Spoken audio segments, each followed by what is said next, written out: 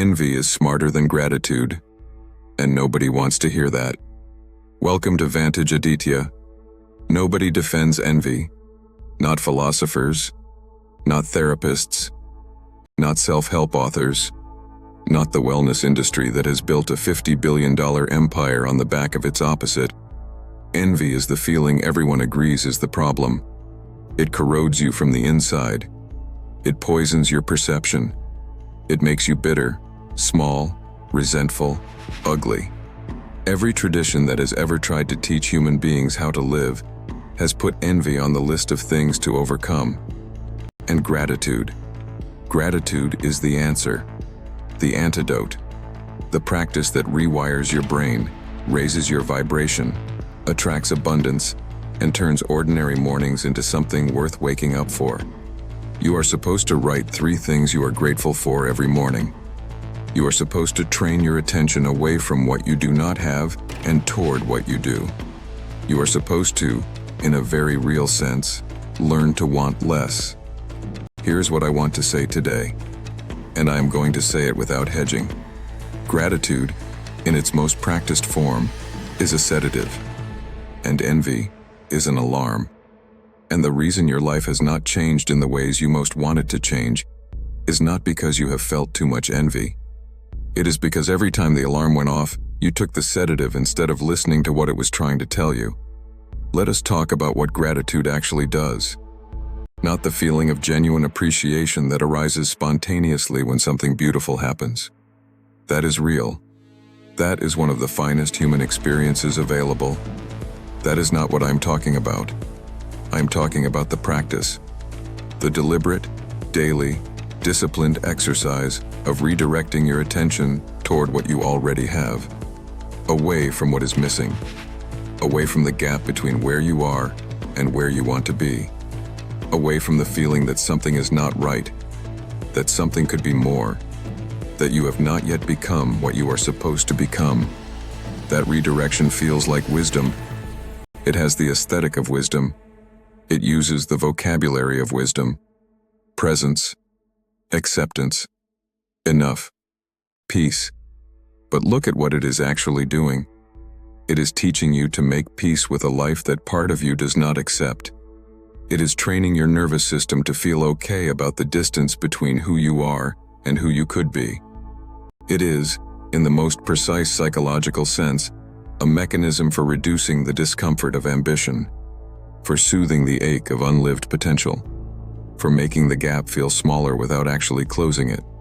Gratitude, practiced as a discipline, is the art of wanting less. And I want you to ask yourself one honest question. Is wanting less actually what you need? Or is it just what hurts less? Now, envy. Envy is specific. This is the first thing to understand about it. Profoundly, almost surgically specific. You do not envy everyone. You do not look at every successful person and feel that particular hot, uncomfortable, involuntary feeling in your chest.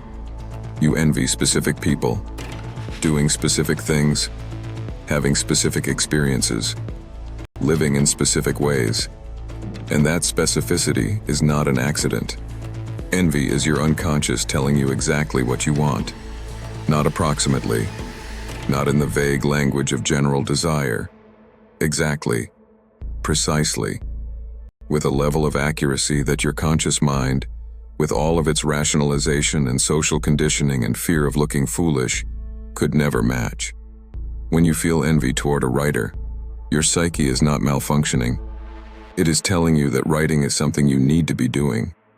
When you feel envy toward someone who walked away from a corporate career to build something of their own, your psyche is not being petty.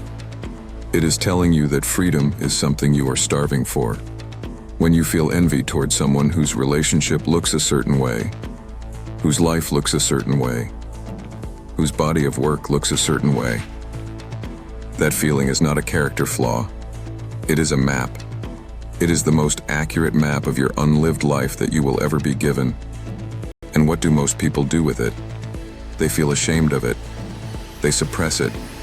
They journal about how to be more grateful for what they have. They practice not wanting what the other person has. They do the work, as the language goes, of releasing envy. They throw away the map. The psychologist Helmut Schuck spent a career studying envy across cultures and concluded something that almost no popular thinker has had the courage to repeat. Envy is not a corruption of desire. It is desire in its most honest form. Before it has been socialized into something polite. Before it has been filtered through what you think you are allowed to want. Before it has been reshaped by fear of failure, or fear of judgment, or fear of the cost of actually going after the thing. Envy is desire before the editing. And that is exactly why it is uncomfortable. Not because it is wrong, because it is too right. Because it shows you something about yourself that your curated, managed, socially appropriate self-image cannot accommodate. The shame of envy is not the shame of seeing your worst self. It is the shame of seeing your most honest self. The self that wants things, real things, big things, things that would require you to change, things that would require you to risk, things that would require you to admit that the life you are currently living is not the life you are supposed to be living. That is not ugliness. That is information. Expensive, precise, deeply personal information. And you have been taught to destroy it. There is a word in German, Schadenfreude, the pleasure in another person's misfortune. And that is the dark cousin of envy. That is what envy becomes when it is suppressed long enough, when it is never examined, never listened to, never converted into action. It curdles. It turns from signal into poison. But that is not the nature of envy. That is what happens to a signal that goes unheeded for long enough. The person who listens to their envy does not become bitter. They become directed. They look at the feeling and ask one question. What is this pointing at? Not how do I get rid of it? Not how do I feel better about not having that thing? What is this pointing at? And then they go in that direction. That is not a small thing. That is the entire game. I want to tell you about a pattern that appears across biography after biography of people who built something that mattered. Envy. Almost always. At the beginning. The writer who read another writer and felt something that was not quite admiration. Something sharper. Something more personal. Something that said, I should be the one doing that. The entrepreneur who watched someone build a company in a space they had been thinking about for years and felt something that polite language cannot quite capture. The athlete who watched someone perform at a level they had not yet reached and felt not inspiration, but something raw. Something that lit a fire that inspiration, gentle and diffuse as it is, could never have lit. Envy is not the obstacle to becoming. In the hands of someone honest enough to examine it, envy is the beginning of becoming. Gratitude would have told them to appreciate where they were, to count their blessings, to be at peace with the distance between themselves and the thing they wanted. Envy told them the truth, and the truth moved them. Here is the single idea I want you to take from this. Your envy is not your shadow. It is your compass. The things you feel envious of are not evidence of your inadequacy. They are evidence of your direction. They are your psyche, cutting through every layer of social conditioning and fear and self-doubt and polite self-diminishment and pointing directly at what your life is supposed to be moving toward. Stop suppressing it. Stop being ashamed of it. Stop reaching for the gratitude journal every time it surfaces. Sit with it.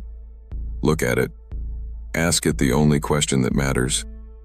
What are you pointing at? And then, finally, after years of calling it a sin, after years of practicing it away, after years of treating your own desire like a character flaw that needs to be corrected, listen to it. Gratitude will make you peaceful. Envy will make you honest. And if you have to choose, which I think you do, I will take honest over peaceful every single time. Because peace that is purchased by suppressing what you want is not peace. It is just a quieter kind of lost. Think about that.